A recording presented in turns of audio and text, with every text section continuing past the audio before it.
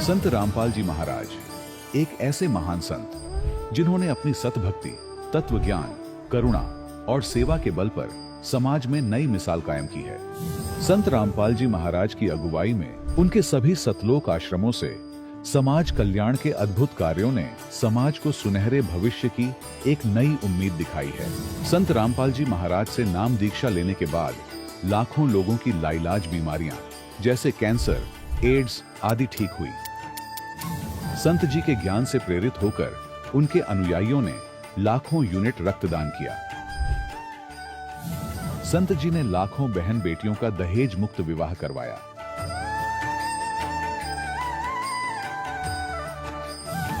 संत जी ने लाखों लोगों का नशा छुड़वाया, करोड़ों उजड़े परिवार बसे। संत जी के आश्रमों में समागम के दौरान निःशुल्क नेत्र चिकित्सा, दंत चिकित्सा प्रदान की जाती है। संत रामपाल जी महाराज द्वारा समय समय पर पर्यावरण संरक्षण के उद्देश्य से बड़े स्तर पर वृक्षारोपण किया जाता है। संत जी ने जरूरतमंदों को तत्काल राहत पहुंचाने के लिए एम्बुलेंस सेवा शुरू की। संत जी अपने अनुयायियों को देहदान के लिए प्रेरित करते हैं, जिससे मानवता की सेवा और चिकित्सा क्षेत्र में सुधार हो सके। संत रामपाल जी महाराज के सभी आश्रमों में हर रोज निःशुल्क भंडारा आयोजित किया जाता है, जहां हर वर्ग, हर जाति और हर धर्म के लोग एक साथ बैठकर भोजन करते हैं।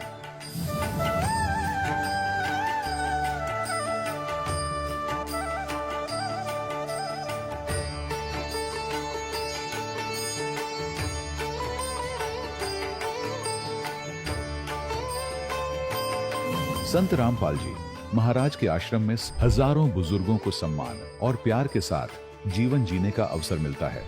उनके खाने, रहने और स्वास्थ्य की पूरी जिम्मेदारी संत रामपाल जी महाराज उठाते हैं। अनाथ बच्चों के लिए संत रामपाल जी महाराज के सभी आश्रम किसी वरदान से कम नहीं। यहाँ उन्हें शिक्षा, संस्कार और भविष्य के लिए बेहतर अवसर प्रदान किए जाते हैं। चाहे बाढ़ हो, भूकंप या महामारी, संत रामपाल जी महाराज और उनके अनुयायी हमेशा ही जरूरतमंदों के लिए सबसे आगे खड़े रहते हैं। कोविड महामारी के दौरान संत रामपाल जी महाराज के आश्रमों से करोड़ों लोगों के लिए भोजन, दवाइयां और जीवन रक्षक सामग्रियां उपलब्ध कराई गई। चाहे गरीब की मदद हो या किसी शोषित और पीड़ित वर्ग के हक और सम्मान की लड़ाई, संत रामपाल जी महाराज ने हमेशा ही उनकी दबी आवाज को सरकारों तक पहुंचाया है और उन्हें उचित न्याय दिलवाने में अहम भूमिका अदा की है। समाज में आध्यात्मिक और सामाजिक मूल्यों के प्रति जागरूकता लाने में संत रामपाल जी महाराज हर कदम पर मानवता के सच्चे सेवक साबित हुए हैं। संत रामपाल जी महाराज का जीवन हमें सिखाता है कि सच्ची सेवा वही है जो निस्वार्थ भाव से की जाए। आइए हम भी इस महान सेवा के कार्य में इस महान संत से जुड़ें और संत रामपाल जी महाराज से नाम दीक्षा लेकर अपने जीवन को धन्य बनाएं।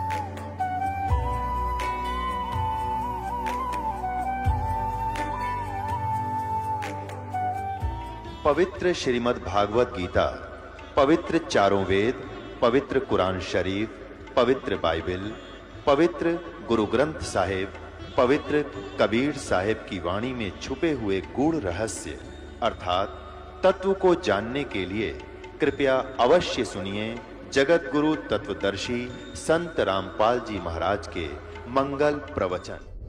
सत साहिब दर्शकों, क्या हो जब कोई इंसान जीवन भर देवी देवताओं की पूजा करे, हर व्रत, जप तप, तीर्थ और अनुष्ठान करे, लेकिन फिर भी न तो उसके दुख दूर हों और न ही बीमारियां ठीक हों। दर्शकों, ऐसी ही कहानी थी पंजाब के रहने वाले पूर्ण जी की। पूर्ण जी ने अपने जीवन के 32 वर्ष उदासीन संप्रदाय में भक्ति करते हुए बिताए। बाबा श्री चंद जी की आराधना की, हर परंपरा निभाई, लेकिन इसके बावजूद भी इन्हें कभी शांति नहीं मिली और न ही गंभीर बीमारियों से मुक्ति। इसी बीच इन्हें कैंसर जैसी जानलेवा बीमारी ने घेर लिया। लेकिन दर्शकों, आज पूर्ण जी का कहना है कि जब से मैंने संत रामपाल जी महाराज से नाम दीक्षा ली है और शास्त्र विरुद्ध साधनाओं को त्याग कर संत रामपाल जी महाराज द्वारा बताई गई शास्त्र सम्मत सतभक्ति को अपनाया है, तब से मेरा जीवन पूरी तरह से बदल गया है। मेरे जिस रोग का इलाज डॉक्टरों के पास नहीं था, वह संत रामपाल जी महाराज की कृपा से पूरी तरह खत्म हो चुका है। दर्शकों, आखिर संत रामपाल जी महाराज ने पूर्ण जी को ऐसा क्या ज्ञान दिया, ऐसा कौन सा मंत्र रूपी अमृत दिया, जिससे कैंसर जैसी बीमारी भी जड़ से समाप्त हो गई। आइए सुनते हैं पूर्ण जी की कहानी उन्हीं की जुबानी। सर नमस्कार। सत साहेब सर क्या नाम है आपका? पूर्णदास है जी। सर आप कहाँ से आए हैं? तहसील पठानकोट से जी। सर संत रामपाल जी महाराज से नाम दीक्षा लेने से पहले आपने क्या क्या साधनाएं की है? हम पहले 32 साल रहे उदासी संप्रदाय में।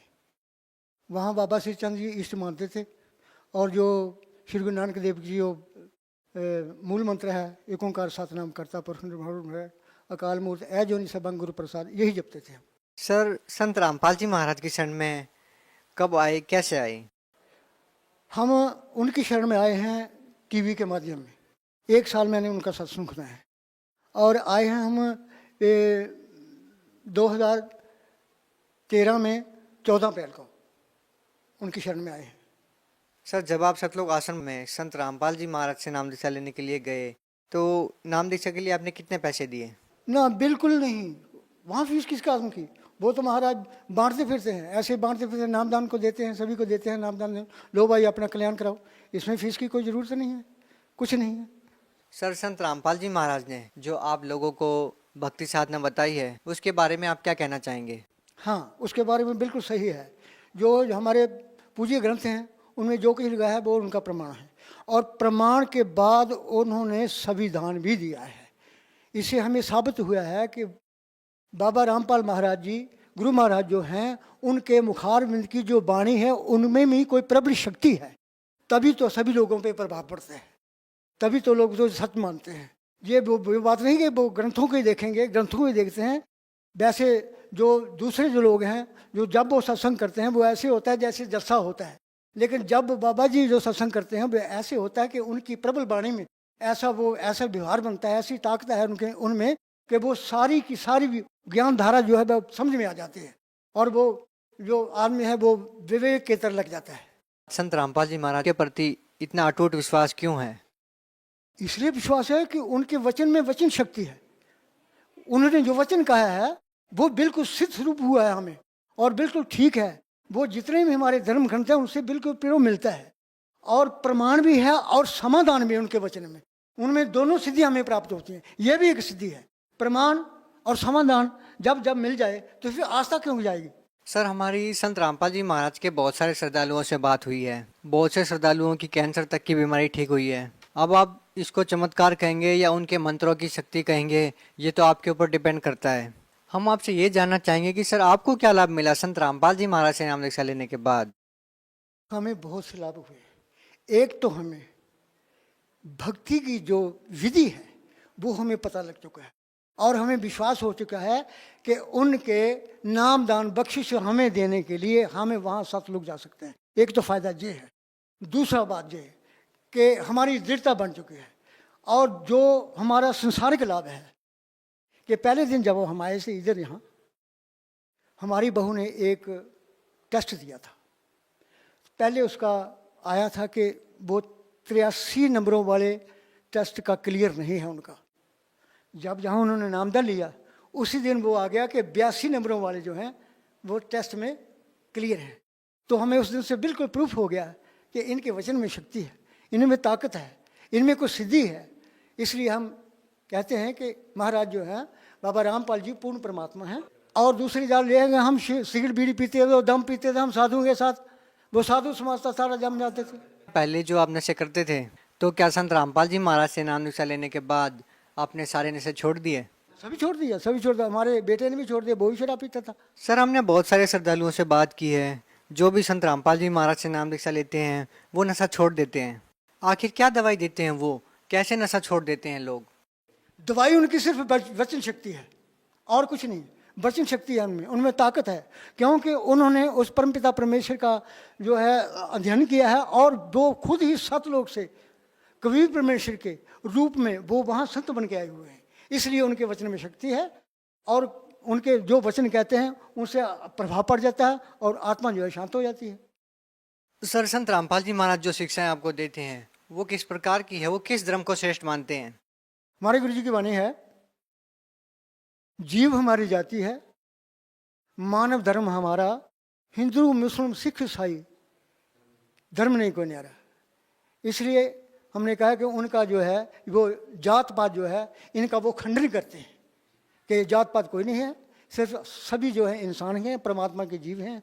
जैसे अव्वल अल्लाह नूर पाया, कुदरत के सब बंदे, एक नूर से सब जो कुब्दिया, कौन पले कौन बंदे, ये पंजाबी में कहा है। तो ये इनका दोनों का जो है ये स्वभाव गुण है, ये जो उनका विचार हैं ये बिल्कुल पूरे मिलते हैं।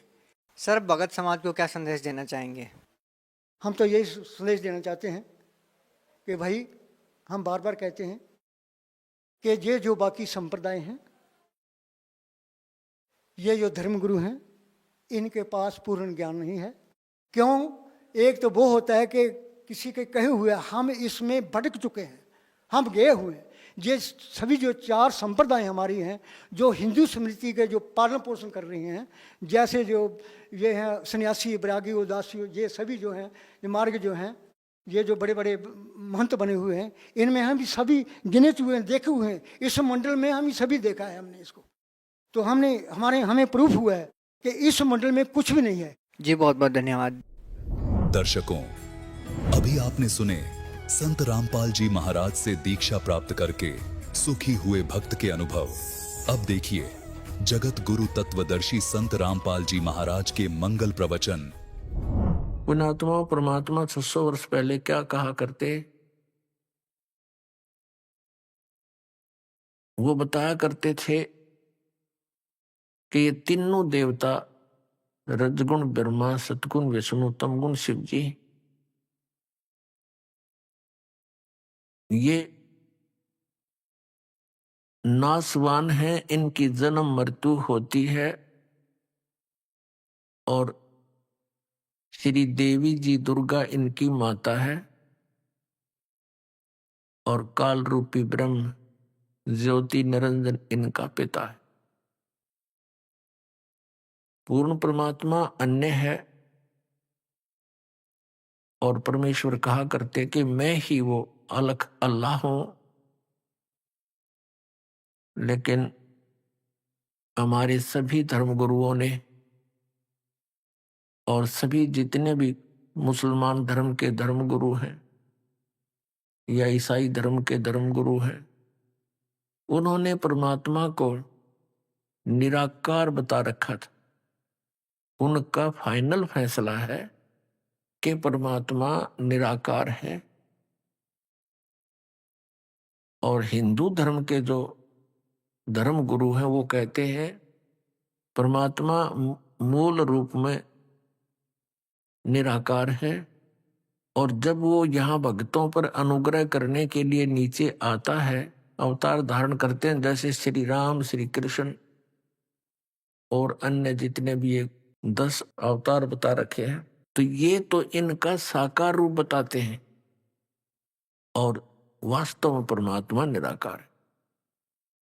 ये इनकी थ्योरी है, और वास्तविकता इसके विपरीत है कि परमात्मा साकार है, सशरीर है।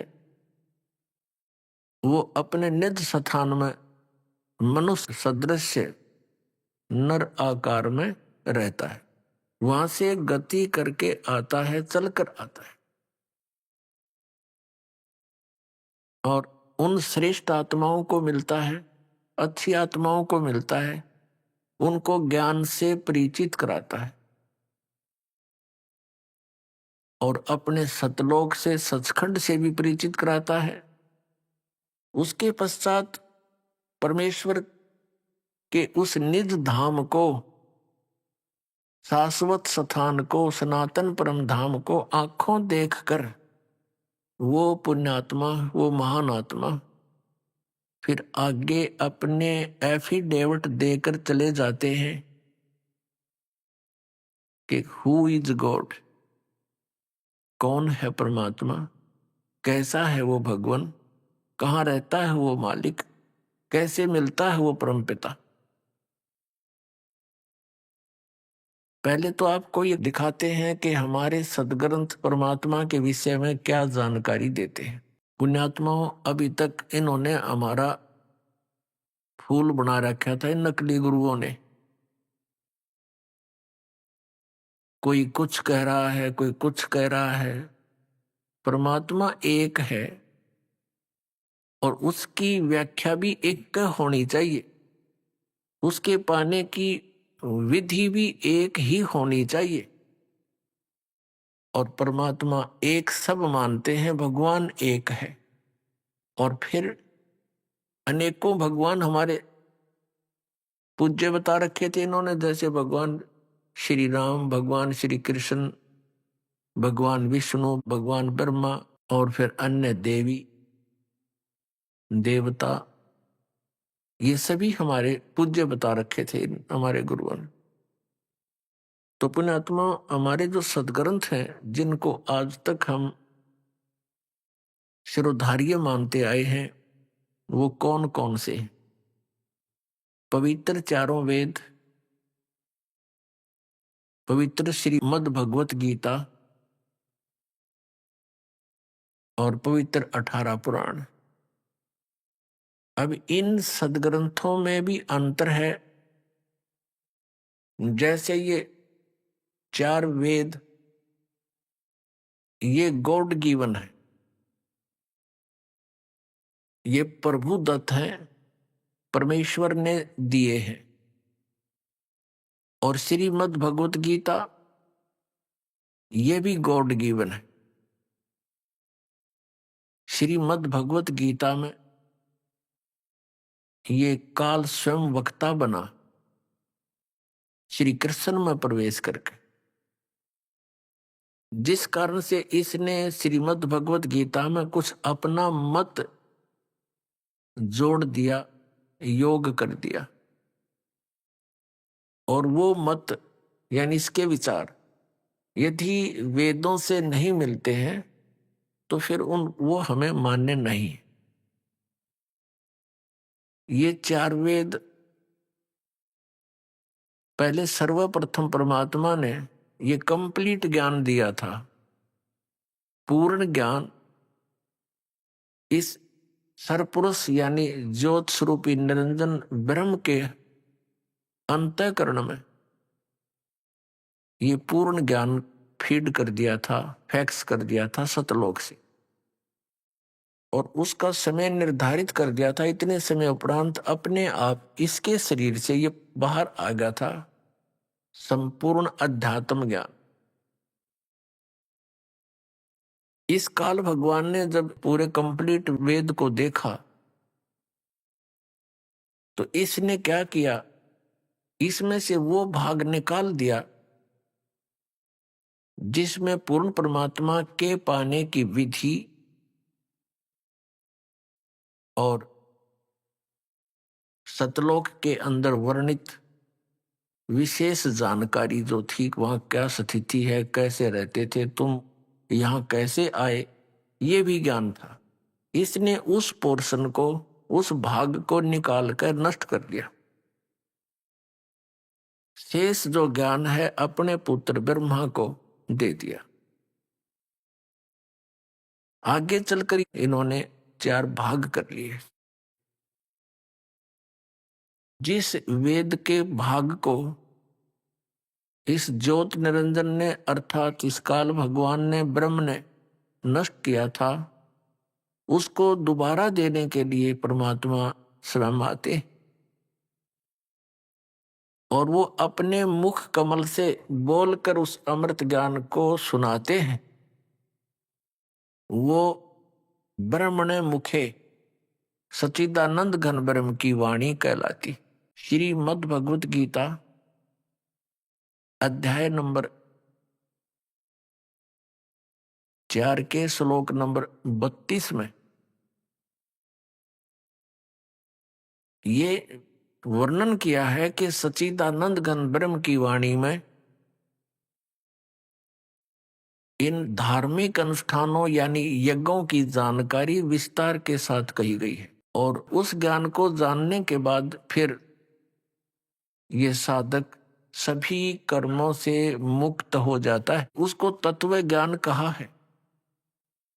श्रीमद् भगवत गीता अध्याय नंबर 4 के श्लोक 34 में कहा कि उस ज्ञान को जो सच्चिदानंद घन ब्रह्म ने अपने मुख कमल से बोलकर जो ज्ञान दिया है वो तत्व ज्ञान है। उस ज्ञान को तत्वदर्शी संतों के पास जाकर समझ और फिर जैसे वो तत्वदर्शी संत तुझे मार्गदर्शन करें तो उस परमात्मा की साधना तो तू ऐसे कर सकता है। अपनी भक्ति सतर और उसकी विधि भी क्लियर कर रखी है श्रीमद् भगवत गीता। लेकिन उस परम अक्षर ब्रह्म की भक्ति साधना के लिए उसने तत्वदर्शी संत की खोज का ऑप्शन छोड़ दिया, प्रावधान बता दिया कि उससे पूछो। इससे सिद्ध है कि गीता ज्ञान दाता भी कंप्लीट यानी पूर्ण अध्यात्म ज्ञान नहीं रखता, नहीं तो 4 लाइन और लिख देता, 18 अध्याय बोले 2 अध्याय और बना देता अगर इसको ज्ञान होता। तो पुण्यात्माओं उस ज्ञान को बताने के लिए परमात्मा स्वयं आए थे, इसलिए सच्चिदानंद घन ब्रह्म की वाणी में कहा गया। आपको श्रीमद् भगवत गीता अध्याय नंबर 4 के श्लोक नंबर 32 से रूबरू कराते हैं। पुण्यात्माओं आज का मानव इतना इंटेलिजेंट हो गया कि ऐसे इंटरनेट बना लिए, एयर हवाई जहाज बना लिए, ऊपर के ग्रहों तक भी पहुंचने की चेष्टा कर रहा है और कंप्यूटर बना लिए। अब जो हमने इस मनुष्य शरीर से बनाना था तो उसने भूल गए। अब जैसे ये आध्यात्मिक मार्ग ऐसा है जहां पर ये इतना जुगाड़ जोड़कर कभी नहीं जा सकते, जेट से भी नहीं जा सकते, किसी प्रकार भी नहीं जा सकते। उस अध्यात्म ज्ञान से यानी आध्यात्मिक शक्ति से ये मानव ऊपर तक घूम आते थे, सैर सपाटे कराते थे। आपने महाभारत के अंदर सुना होगा कि अर्जुन ये 5 पांडव जो वनवास में थे, अर्जुन डांस करने की शिक्षा लेने के लिए इंद्र के लोक में स्वर्ग में गया था अपनी आध्यात्मिक शक्ति के जोर पे, और वहां नाच गाने की शिक्षा ट्रेनिंग लेकर आया था।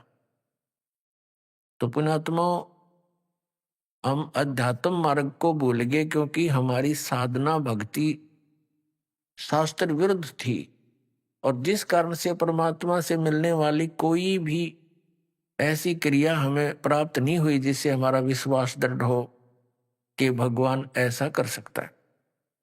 तो अब हमने परमात्मा की तरफ अपना इस तीव्र माइंड को, तीव्र दिमाग को घुमाना है, परमात्मा पाना है।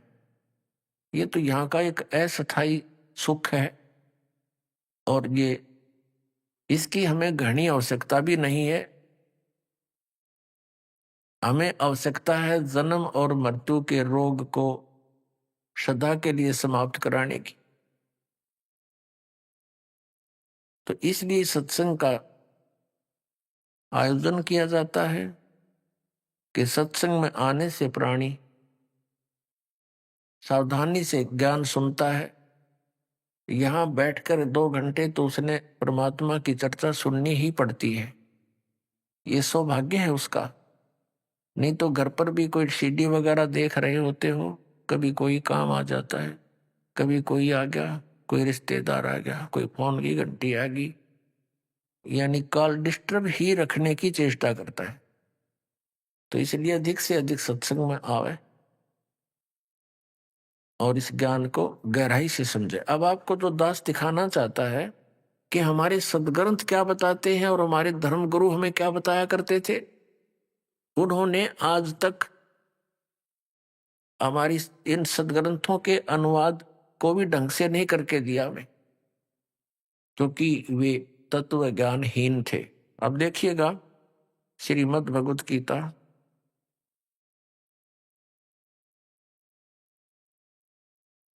जयदयाल गोविंद का इसके अनुवादक है।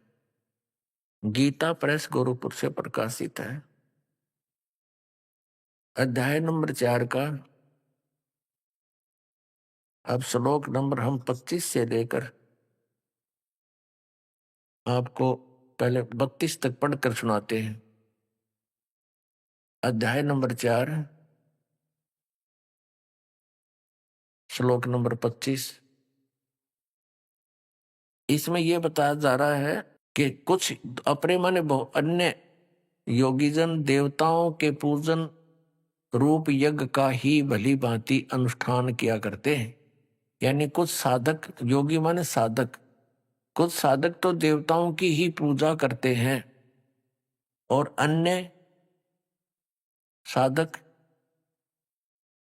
ब्रह्म अग्नो, हमने संस्कृत भी साथ देखनी पड़ेगी, यानी ब्रह्म अग्नो यज्ञेन, ये परब्रह्म नहीं, यानी ब्रह्म को ही इष्ट मानकर जो साधना करते हैं उनका जिक्र समझो। यज्ञ के द्वारा ही आत्म रूप यज्ञ का ही हवन यानी अनुष्ठान किया करते हैं, पूजन। ये 26 नंबर है।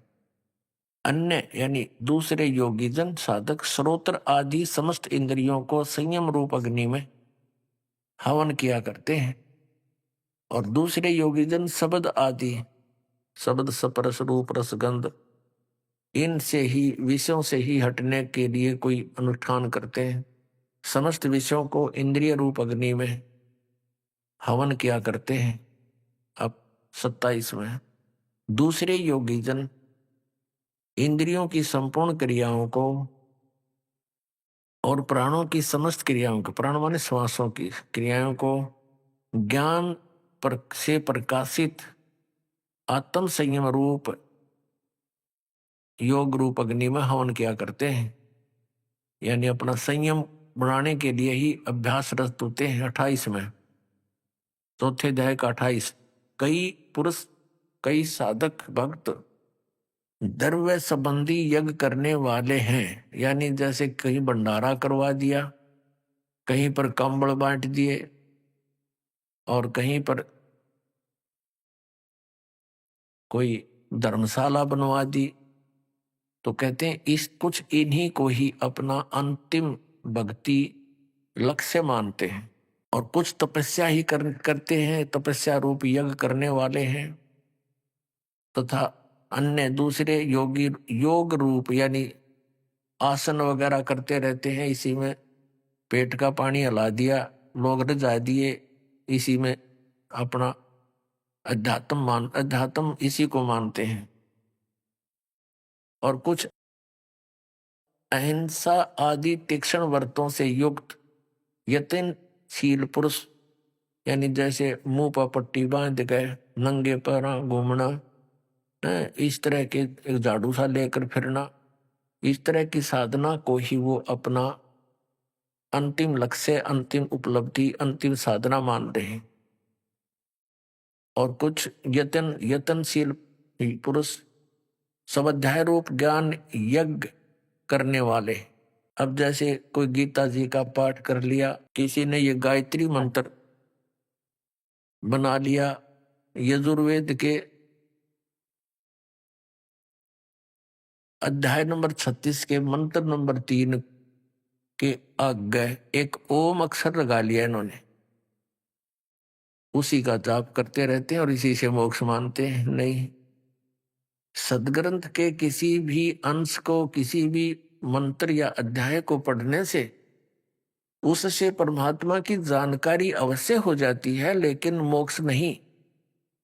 मोक्ष प्राप्ति की विधि उससे भिन्न होती है। जैसे बिजली है, लाइट, इलेक्ट्रिसिटी, इसके गुणों को बार बार गाता रहे, सुनाता रहे, कविता बना ले वह तो बहुत अच्छी है, अंधेरे को उजाले में बदल देती है।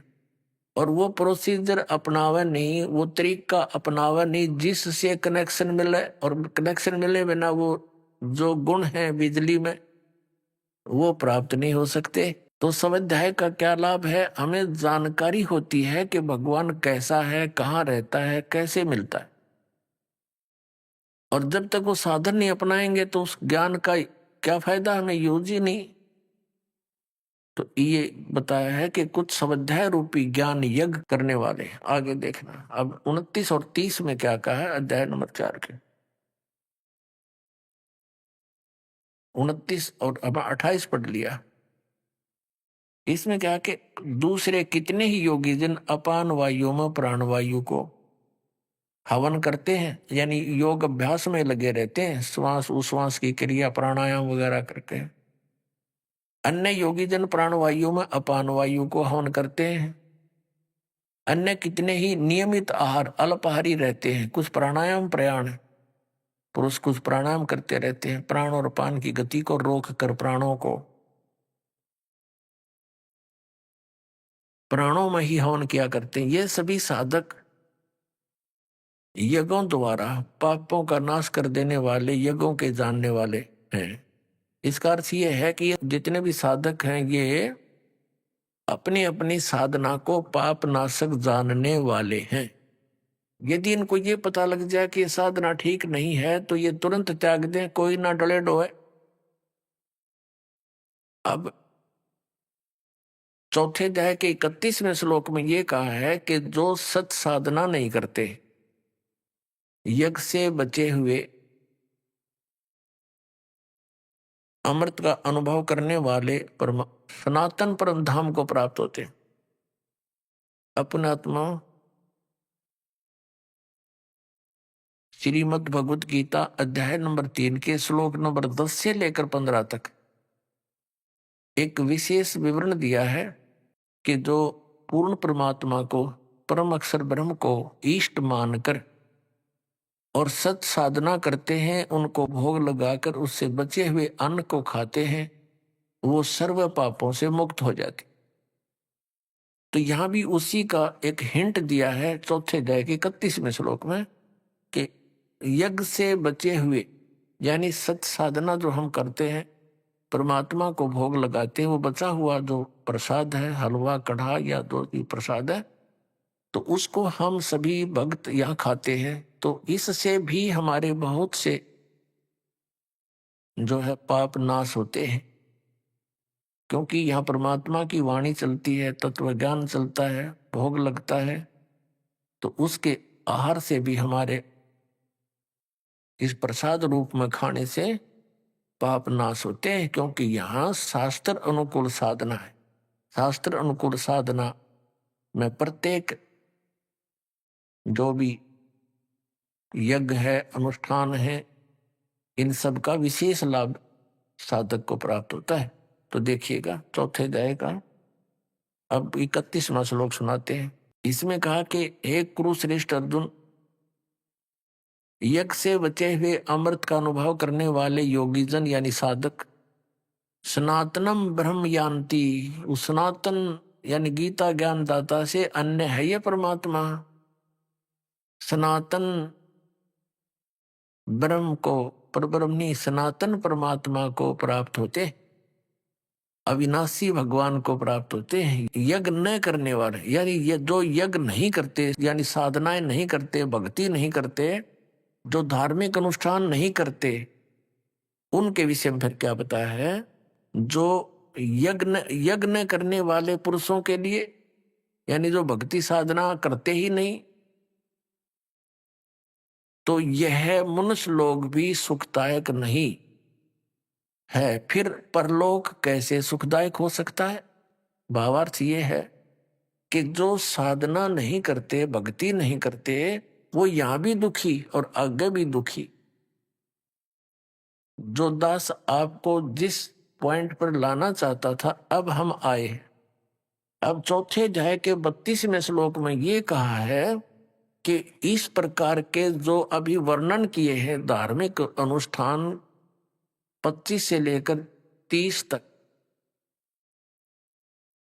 ये साधनाएं ऐसी हैं अपने अपने हिसाब से सब कर रहे हैं और सभी अपनी इन यज्ञों को, धार्मिक अनुष्ठानों को पापनाशक जानते हैं।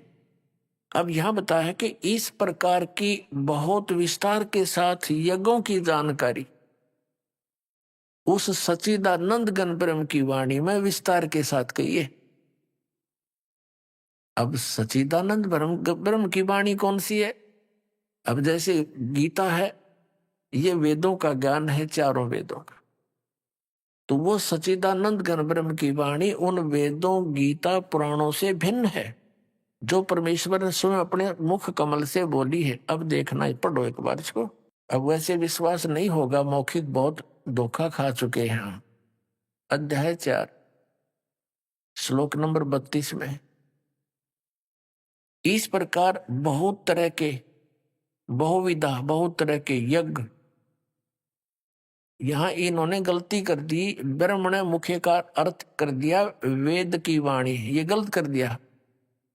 अब देखो यहां विचलित हो गई है। अब आपको दिखाते हैं 17वें अध्याय के 23वें श्लोक में, अध्याय नंबर 17 और श्लोक नंबर 23, इसमें क्या बताया है? ओम तत्सत इति निर्देश है, ब्रह्मण है, त्रिविध समर्थ है। ये ब्रह्मण शब्द है इसके अंदर। इसका अनुवाद इन्होंने क्या किया है?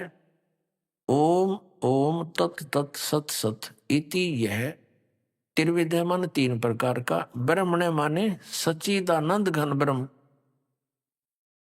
का निर्देश है, समर्थ है, नाम कहा है। हमने सिर्फ इतना लेना, इसको फिर बाद में छेड़ेंगे। ब्रह्मण माने सच्चिदानंद घन ब्रह्म। अब फिर हम वापस आते हैं चौथे अध्याय में, आगे हम फिर श्रीमद् भगवत गीता का। और ये देखिएगा 32वां श्लोक, इसमें ब्रह्मण मुखे शब्द है। ब्रह्मण मुखे एवं बहुविधा यज्ञ वित्तता ब्रह्मण मुखे कर्मजान विधितान सर्वान एवं ज्ञातवा विमोक्ष से। इसका अर्थ है कि इस प्रकार और भी बहुत प्रकार के यज्ञ माने धार्मिक अनुष्ठानों की जानकारी यहां लिखना था सच्चिदानंद घन ब्रह्म की वाणी में, यानी मुखे माने उनके मुख कमल से बोली गई। मुखे का अर्थ है उस परमात्मा के द्वारा अपने मुख कमल से बोली गई उस वाणी में, वो कबीर वाणी है। अब देखना, इन्होंने यहां वेद की वाणी लिख दिया, ये कोई अर्थ हुआ? ब्रह्म का अर्थ वेद करना इनकी अज्ञानता है। जैसे इन्होंने इस गीता जी में बहुत जगह अनुवादों में फेर बदल करने की चेष्टा की अज्ञानता के कारण। जैसे 7वें अध्याय के 18वें श्लोक में अनुत्तमम शब्द है, ये केवल श्री कृष्ण जी को सुप्रीम पावर मान कर चल रहे थे, परम शक्ति मान रहे थे, जबकि श्री कृष्ण का तो रोल ही नहीं गीता के ज्ञान में। वो तो इनका पिता बोल रहा है ब्रह्म, और वो कह रहा है कि ये साधक मेरे वाली साधना में, अनुत्तम साधना में लीन है, क्योंकि जन्म मृत्यु ना इनकी मिटे ना मेरी मिटे। इस प्रकार इसलिए 18वें अध्याय के 62वें श्लोक में कहा कि उस परमेश्वर की शरण में जा जिसकी कृपा से तू परम शांति को, सनातन परम धाम को प्राप्त होगा। अब फिर आगे 18वें अध्याय के 66वें श्लोक में वर्ज शब्द है। वर्ज का अर्थ जाना होता है। जैसे इंग्लिश वर्ड है गो, गो मीन जाना होता है, और उसको कोई कहे आना करता है कहीं पर तो वो कति अज्ञानी आदमी है। वो केवल अड़ंगा अड़ाने की चेष्टा करता है व्याकरण को आधार बना के, तो वो हमने नहीं मानना है। तो यहां भी इन्होंने ऐसा ही किया। ब्रह्म का अर्थ वेद नहीं होता, ब्रह्म माने परमात्मा। और वेद जो है, वेद कहो गीता जी कहो, ये उसका विधान है। जैसे एक राजा समझो ब्रह्म और वेद समझो संविधान। तो जहां राजा का प्रकरण हो वहां संविधान करना तो मूर्खता की बात होती है। तो ब्रह्म का अर्थ परमात्मा होता है। अब यहां देखिएगा, फिर चलिए चौथे अध्याय का हम 32वां श्लोक पढ़ेंगे। अब निर्णय हो जाएगा। इस प्रकार बहुत प्रकार के यज्ञ सच्चिदानंद घन ब्रह्म की वाणी में विस्तार के साथ कहे गए हैं। ये वेद की वाणी, वेद गलत लिखा, सच्चिदानंद घन ब्रह्म की वाणी। उन उन सबको तू कर्म जान विधि। इसका अर्थ है कि ये कर्मों से नाम उठत नाम बैठत नाम सोत जागबे, काम करते करते उसकी साधना होती है। उस परम पिता परमात्मा के उस वाणी में ऐसा वर्णन देखना। कर्म जान है, शारीरिक क्रियाओं द्वारा संपन्न होने वाले, जान विधि माने जान। इस प्रकार तत्व से जानकर उनके अनुष्ठान द्वारा तू कर्म बंधन से सर्वथा विमोक्ष से मुक्त हो जाएगा, पूर्ण रूपेण मुक्त हो जाएगा। अपने आत्मा। अब 33 में, चौथे अध्याय के 33वें श्लोक में सिर्फ इतना कहा है कि इस द्रव्य में यज्ञ से ज्ञान यज्ञ श्रेष्ठ है। द्रव्य में यज्ञ कौन सी होती है? जो धन से संपन्न होती है। यज्ञ जैसे भंडारा है, कहीं पर कोई मंदिर बनवा दिया जिसको धर्म मानते हैं, कहीं कंबल बांट दिए, इस तरह के कोई धर्मशाला बनवा दी। तो कहने का भाव यह है कि पहले तू ज्ञान समझ। उस तत्व ज्ञान को ना समझकर अंधाधुंध वैसे ही कोई दान करने धर्म करने की बजाय ज्ञान यज्ञ श्रेष्ठ है। उस ज्ञान को समझ, उसके बाद फिर उस तत्व ज्ञान के आधार से तू फिर वो धर्म कर। ऐसे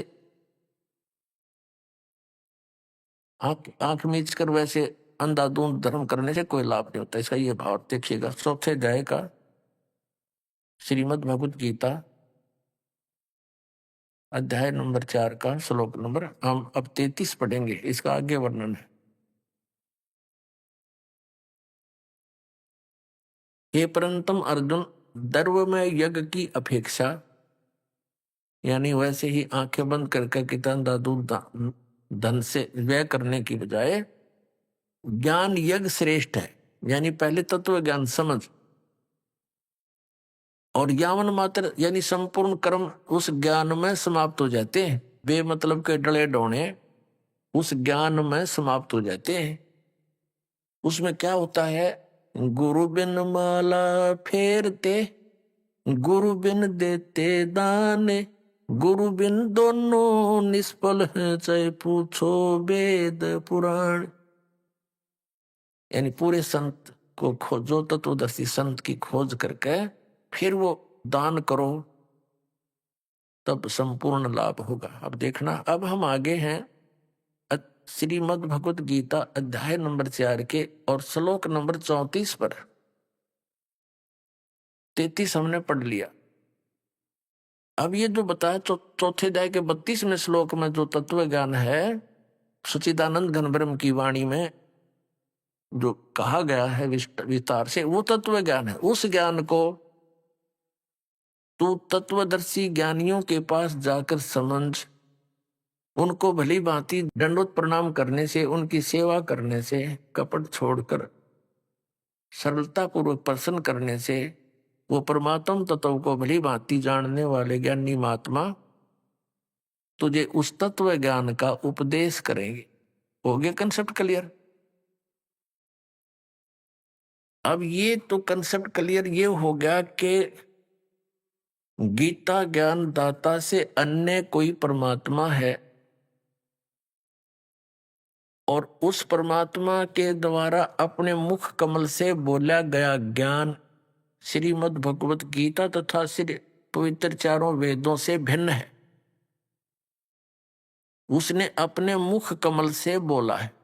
अब ये बता दिया चौथे अध्याय के 34वें श्लोक में कि उस ज्ञान को तत्वदर्शी संत बताएंगे, उनसे सुनो। तो गीता ज्ञान दाता फ्री हो गया और ये भी सिद्ध कर दिया कि मुझे कंप्लीट स्पिरिचुअल नॉलेज नहीं है, मुझे पूर्ण अध्यात्म ज्ञान नहीं। तो इससे सिद्ध ये हो गया कि श्रीमद् भगवत गीता इनकम्प्लीट और पवित्र चारों वेद इनकम्प्लीट। तो कंप्लीट कौन सा वेद है? वो सूक्ष्म वेद है, 5वां वेद है। और वो परमात्मा ने स्वयं अपने मुख कमल से बोला होता है। वो सच्चिदानंद घन ब्रह्म की वाणी है, उसको कबीर वाणी बोलते हैं, कबीर वाणी। वो 5वां वेद है। अब उस तत्वदर्शी संत की पहचान क्या है? उसको कैसे पहचाने कि वो कौन है तत्वदर्शी संत? तो इसी पवित्र सदग्रंथ श्रीमद् भगवत गीता में ये भी स्पष्ट किया है कि तत्वदर्शी संत की पहचान क्या होती है। आपको दिखाते हैं 15वें अध्याय के प्रथम श्लोक में। ये देखिएगा, ये है पथपंथ 10वां अध्याय। इसमें क्या कहा कि ऊर्ध्व मूलम अधः शाखम अश्वत्थम प्राहु अवम छंदासी यस्य प्रणानी ये तम वेद स वेदवित। ऊर्ध्व माने ऊपर को, मूल माने जड़ वाला, अधः शाखम नीचे को शाखा वाला, ये अश्वत्थम यानी पीपल का एक अविनाशी संसार रूपी वृक्ष कहा गया है। अभी आपने सुने संत रामपाल जी महाराज के मंगल प्रवचन। आइए अब सुनते हैं संत रामपाल जी महाराज से नाम दीक्षा लेकर सतभक्ति करके अद्भुत लाभ प्राप्त करने वाले अनुयायी के विचार।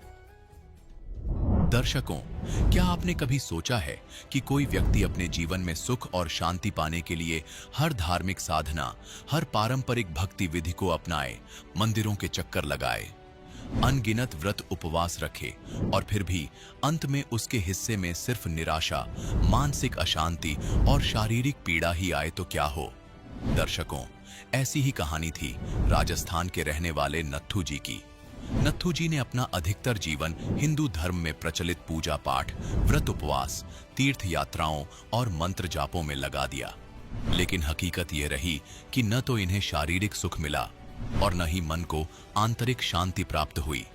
लेकिन दर्शकों, आज नत्थू जी का कहना है कि जब से मैंने संत रामपाल जी महाराज से नाम दीक्षा ली है, तब से मेरे जीवन की दिशा पूरी तरह से बदल गई है। अब मुझे अपने जीवन में न केवल मानसिक शांति और शारीरिक राहत का अनुभव हुआ है, बल्कि मेरे परिवार में भी सुख शांति लौट आई है। वर्षों से चली आ रही समस्याएं एक एक कर समाप्त होने लगी। दर्शकों, आखिर नत्थू जी आज उन तमाम पारंपरिक साधनाओं को शास्त्र विरुद्ध क्यों बता रहे हैं, जिन्हें ये कभी मोक्षदायक मानते थे? आखिर इसके पीछे का कारण क्या है? आइए सुनते हैं नत्थू जी की कहानी, उन्हीं की जुबानी। सर नमस्कार। नमस्कार जी। सर क्या नाम है आपका? मेरा नाम नथु दास है। कहाँ से आए? सर जोधपुर राजस्थान से हूँ। सर संत रामपाल जी महाराज से नाम दीक्षा लेने से पहले आप क्या भक्ति साधना करते थे? संत रामपाल जी महाराज जी से नाम उपदेश लेने से पहले अन्य देवी देवताओं की, जैसे हनुमान जी की है, शिव जी की है, कृष्ण जी की है, विष्णु जी की है और बाबा रामदेव जी की है, जो हमारे परिवार में जो परंपराओं से चलते आ रहे थे, उन्हीं अन्य देव देवताओं की भक्ति करते थे। और मंदिरों में जाना है, पितरों की पूजा करना है, जो समाज के अंदर प्रचलन था वो भक्ति करते थे। सर जो भक्ति साधना आप करते थे, उन भक्ति साधना को करने से आपको क्या लाभ मिला है? जी देखो, ये भक्ति साधना के करने से हमें कोई लाभ नहीं मिला, क्योंकि वो साधना ही गलत थी, तो उसे लाभ मिलना ही नहीं था। भाई अगर उल्टा चलेंगे तो उसे लाभ मिलना ही नहीं है। तो वो परमात्मा बताते हैं, जैसे संत रामपाल जी महाराज जी बताते हैं अपने सत्संग प्रवचनों में, कि वो साधना ही गलत है। जैसे परमात्मा ने बताते सत्संगों में कि 3 देव की जो करते भक्ति उनकी कबू ना होती मुक्ति, तो इन 3 देवताओं के अलावा भी हम तो अन्य देवी देवताओं की भक्ति करते, तो उसे लाभ मिलना ही नहीं, उल्टा नुकसान ही होना, लाभ कैसे मिलेगा। सर, संत रामपाल जी महाराज की शरण में आप कैसे आए? जी, हमारे गांव से एक मांगी दास नाम से भगत हैं, उन्होंने पहले नाम उपदेश ले रखा था और हमारे परिवार से भी है, रिलेटिव में हमारे भाई भी लगते हैं। तो वो हमें बार बार जब गुरुजियों के बारे में आते तो बताते थे कि हम परम संत से नाम ले रखा, लेकिन ऐसे नहीं बताते थे कि संत रामपाल जी महाराज जी मतलब शास्त्र अनुसार साधना बताते। वो जब भी आते थे हमारे घर ही रुकते, क्योंकि हम पहले से नशे पत्ते के आदि नहीं थे, तो हमारे घर पे रुकते और भंडारा करते जब भी रुकते। तो यही बताते थे, गुरुजियों का नाम लेके बताते थे कि रामपाल जी महाराज जी हमारे गुरु हैं और ये अच्छी साधना बताते, लेकिन ये नहीं बताते थे कि शास्त्र अनुसार साधना। धीरे धीरे वो आते थे, मालिक की दया थी, हमारे भी कोई पाप कर्म थे पहले, तुम नहीं आ पाए परमात्मा की शरण में। धीरे धीरे वो आते रहे, तो उन्होंने बोला जी आज परमात्मा की सत्संग है, आप चल रहे हो क्या? और इधर से हम इंश्योरेंस की एक एजेंसी ले रखी थी, उसमें काम कर रहा था दास। तो सोचा भाई वहाँ से भी कोई फ़ोन आ रखा चंडीगढ़ से, तो सोचा वो काम कर लेंगे और सत्संग भी सुन लेंगे परमात्मा के, चलो देखते हैं और देख के ताते कैसे। तो फिर निकले थे हम यहाँ जोधपुर से इशार बस में बैठ के, फिर बड़वाला उतर के हम पैदल पैदल गए, वहाँ उतर के संत रामपाल जी महाराज जी के आश्रम में जाते ही हमें ऐसा अनुभव हुआ, मतलब कि पहले कई मंदिरों में गए होंगे, कई जगह गए होंगे, ऐसे कोई मंदिर नहीं छोड़ा। हम वैष्णो देवी के भी जाके आया था दास पहले, सब जगह ऐसी कोई देवी देवता का मंदिर नहीं छोड़ा जहाँ पे हम नहीं जाके आए थे। लेकिन कब मतलब वहाँ जाती है ना, ऐसा गलत ही अनुभव होता था या अन्य विचारधारा रहती थी। और संत रामपाल जी महाराज जी के आश्रम में हम घुसे भी नहीं थे, बाहर से भी ऐसा अनुभव हुआ कि वाकई में पूर्ण परमात्मा है, वो इधर ही विराजमान है, ऐसा अनुभव हुआ। सर, संत रामपाल जी महाराज से नाम दीक्षा लेने के बाद आपको क्या लाभ मिले? देखो जी, संत रामपाल जी महाराज जी से नाम उपदेश लेने के बाद इतने लाभ मिले। पहला लाभ तो ये कि हमारा मनुष्य जीवन है वो सफल हो गया। जैसे परमात्मा बताते हैं कि भक्ति के बगैर राजा है वो भक्ति नहीं करेगा, अगला जन्म उसको गद्दे का होगा।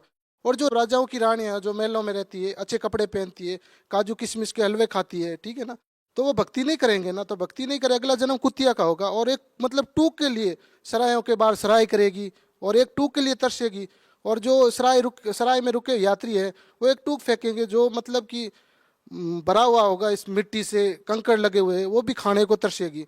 एक भक्ति के कारण परमात्मा कहते हैं ऐसी दुर्गति होती है। तो परमात्मा ने इतने लाभ दिए जी। देखो पहले दास ये पढ़ता था 8वीं क्लास में, तब एक संत के रूप में मतलब जिंदा महात्मा के रूप में परमात्मा आए थे, इस दास को मिले थे और बोला था बेटा, उस समय दास ये रामदेव जी की भक्ति करता था और मंदिर में पूजा करता था। मतलब मंदिर में रोज अगरबत्ती करना मेरा नित्य नियम था, रोज जाना था सुबह शाम, और गढ़ टंका बजाना, घंटोरा बजाना, ठीक है।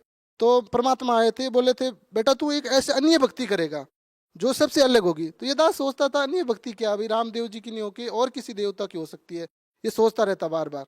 लेकिन वो मुझे दिमाग में नहीं आया कि अन्य भक्ति ये है परमात्मा की। अब पता चला संत रामपाल जी महाराज की शरण में आने के बाद ये पता चला कि अन्य भक्ति ये है। बाकी तो पहले नकली भक्ति करते थे हम, वाकई में पूरी नकली थी जी, उससे कोई फायदा नहीं होना। जी शारीरिक लाभ है, परमात्मा मेरे को स्वस्थ कर दिया। एक शारीरिक लाभ है परमात्मा की दया से, दास जब सत्संग में जाने की तैयारी थी और उस दिन मेरे गले में कोई इन्फेक्शन हो गया था। तो इन्फेक्शन होते ही मैं डॉक्टर के पास गया, MDM है या मथुरा दास माथुर जोधपुर के अंदर। तो डॉक्टर को दिखाया तो डॉक्टर बोले कि भाई आप गले में इतना बड़ा इन्फेक्शन है, आपको ऑपरेशन कराना पड़ेगा। मैंने कहा जी हम पूर्ण परमात्मा तदगुरु संत रामपाल जी महाराज की शरण में, और हम ही ऑपरेशन कराएंगे, हम ही दवाई लेंगे, तो फिर और क्या करेंगे? जो भक्ति नहीं कर रहे, गलत साधना करे, वो क्या करेंगे? डॉक्टर हंसने लगे, बोला ऐसी बात है। मैं बिल्कुल जी, आप ठीक है, कोई ट्रीटमेंट हो दे दो गोली वोली, ऑपरेशन की आप बात मत करो। तो डॉक्टर बोला कोई बात नहीं है, ले लो ये गोली। तो दास से उस दिन खाना भी नहीं खाया जा रहा था, तो ब्रेड खा के दास फिर आश्रम गया। आश्रम जाते ही मालिक की दया से परमात्मा सदगुरु रामपाल जी महाराज की दर्शन की लाइन में लग गया। दर्शन की लाइन में जब खड़ा था दास, मैं हाथ जोड़ के ऐसे विनती कर रहा था, बोल रहा था गुरुजी हमें गले में इन्फेक्शन है, डॉक्टर ने बोला है कि ऑपरेशन होगा। तो परमात्मा बोले बेटा अगर भक्ति करने वाले को ऑपरेशन होगा तो फिर दूसरों को क्या होगा? सदगुरु रामपाल जी महाराज जी ने आशीर्वाद दिया। तो हमने भंडारे में जाके जी कम से कम 5 और 6 रोटी खाई थी मालिक की दया से। और इनके अलावा परमात्मा ये दास को, सदगुरु रामपाल जी महाराज पूर्ण परमात्मा है। और इस दास को मतलब ये रामदेवरा जो मेला चल रहा है ना, उस मेले में परमात्मा 2014 की बात थी, दास घर से आ रहा था बाइक से, तो परमात्मा मतलब जिंदा महात्मा के रूप में आके दास को मिले थे। ये प्रचार कर रहा था दास ज्ञान गंगा का। तो मैंने सोचा भी ये जो रामदेवरा लोग जा रहे हैं पैदल, तो ज्यादा झुंड में होते वो तो सुनते नहीं परमात्मा की कोई चर्चा, एक अकेले जा रहे थे। तो मैंने बोला इनसे चर्चा करते बाबा जी से। तो मैंने बोला बाबा जी देखो ये पुस्तक है ज्ञान गंगा है, पूर्ण परमात्मा तत्वदर्शी संत रामपाल जी महाराज आए हुए हैं, ये पुस्तक पढ़ो, इसमें पूर्ण परमात्मा की जानकारी दी हुई है। तो उन्होंने पुस्तक देखा, पुस्तक देख के ऊपर गुरुजियों का फोटो था, फोटो देखा, ऐसे दंडवत किया, सिर पे लगाया, फिर बोला ये है क्या जी? मैं कि हाँ जी, हमारे सदगुरु रामपाल जी महाराज जी है, हमारे पूज्य गुरुदेव जी है। तो बोले अच्छा ठीक है जी, तो मेरे को भी चलना पड़ेगा इनकी शरण में। मैं कि जी देखो, आपको क्या, पूरे विश्व को इनकी शरण में चलना पड़ेगा, क्योंकि पूर्ण परमात्मा की शरण में पूरे विश्व को आना ही पड़ेगा, चाहे कैसे भी आओ।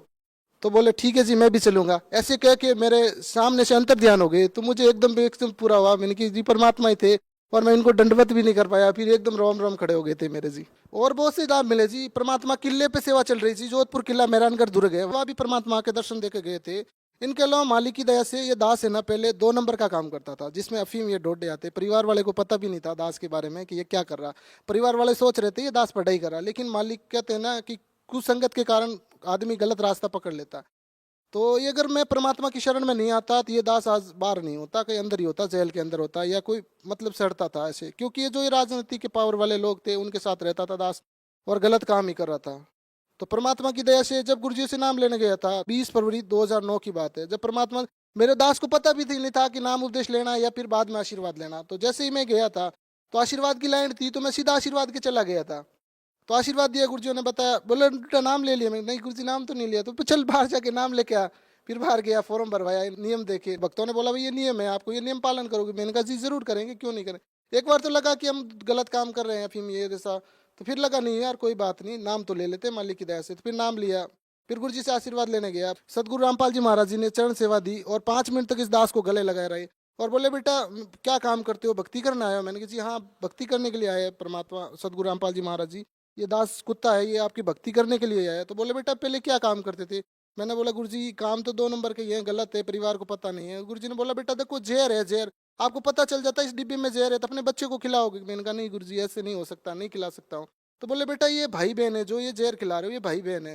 तो मैंने बोला गुरुजी आज के बाद ऐसा काम नहीं करूंगा। दास उसके बाद ये काम ही नहीं किया, मालिक की दया से ये जो अफीम का जो डोडे का था, डोडा पोस्ट का, ये काम नहीं किया। उसके बाद मालिक की दया से, परमात्मा सदगुरु रामपाल जी महाराज की दया से ये सोच रहा था दास की भाई मालिक जो करेंगे वो मिलेगा, वो भी चलेगा। तो परमात्मा की सदगुरु रामपाल जी महाराज की दया हुई। मैंने गुरुजी से प्रार्थना लगाई, ये दास हम 2, एक मेरा भाई है मामा का लड़का सुनील नाम है उसका, वो भी अभी नाम ले लिया मालिक की दया से। काफ़ी टाइम संघर्ष रहा, उसके साथ चर्चा चलती रही, लेकिन परमात्मा की दया हो गई, अभी नाम लिया है, 4-5 दिन हुए।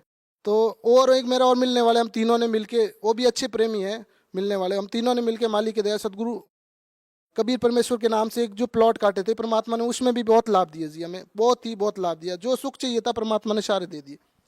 जब आप सतलोक आश्रम में संत रामपाल जी महाराज से नाम दीक्षा लेने के लिए गए तो आपका कैसा महसूस हुआ? जो भगत आपको वहाँ पे मिले उनका बर्ताव कैसा था? क्या जातिगत भेदभाव भी था या उनका आपके साथ कैसा बर्ताव रहा? जी देखो सदगुरु रामपाल जी महाराज के आश्रम में जब हम गए ना, मुझे ऐसा लगा कि वाकई में यही है अपना ओरिजिनल समाज। क्योंकि वहाँ ना कोई जाति भेदभाव, ना बड़े की, ना ऊंच नीच की, कोई प्रकार की कोई भेदभाव नहीं है। क्योंकि वो तो पूर्ण परमात्मा है, परमात्मा के दरबार में भेदभाव होना तो संभव ही नहीं है। चाहे वह राजा हो चाहे रंग का हो, सभी के लिए एक ही मेट बिछाने की व्यवस्था है। भंडारे में एक ही तरह की व्यवस्था मिलेगी, क्योंकि परमात्मा के दरबार में तो कोई भेदभाव होना ही नहीं है। ये तो जीव ने बना रखे, ये काल लोक में बना रखे, ये ऊंचे ये नीचे, ये ऐसी जाति से। या परमात्मा के दरबार में कोई ऊंच नीच जात कोई होना ही नहीं है, संभव ही नहीं है जी। सर भगत समाज को क्या संदेश देना चाहते हैं?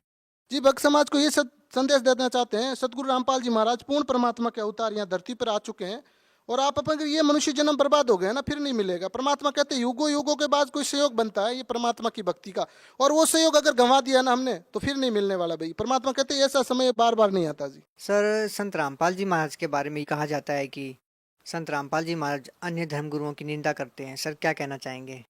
जी देखो परमात्मा सदगुरु रामपाल जी महाराज जी फरमाते हैं कि भाई जो बैंक का मैनेजर होता है उसकी फर्ज बनता है, उसकी ड्यूटी बनती है कि नकली नोट है या असली नोट है उनकी पहचान कराना। तो संत गुरु रामपाल जी महाराज जी ने तो अपने दोनों नोटों की पहचान करा दी कि भाई ओरिजिनल ज्ञान है और ये डुप्लीकेट ज्ञान है, आप जनता स्वयं पहचानो और स्वयं निर्णय कर लो। परमात्मा ने जनता पे छोड़ दिया, भाई जनता स्वयं निर्णय कर लो। ये शास्त्र अनुसार प्रमाण है, 4 वेद है, गीता है, पुराण है, बाइबिल है, कुरान शरीफ है, 18 पुराण है, शारों का सारांश है। और ये नकली संत है जिनका कोई आधार ही नहीं, कोई सिर पैर ही नहीं है और नकली ज्ञान दे रहे हैं, तो यह इसको निंदा नहीं कह सकते, ये सच्चाई है, ये निंदा नहीं है। सर बहुत बहुत धन्यवाद। साहिब जी।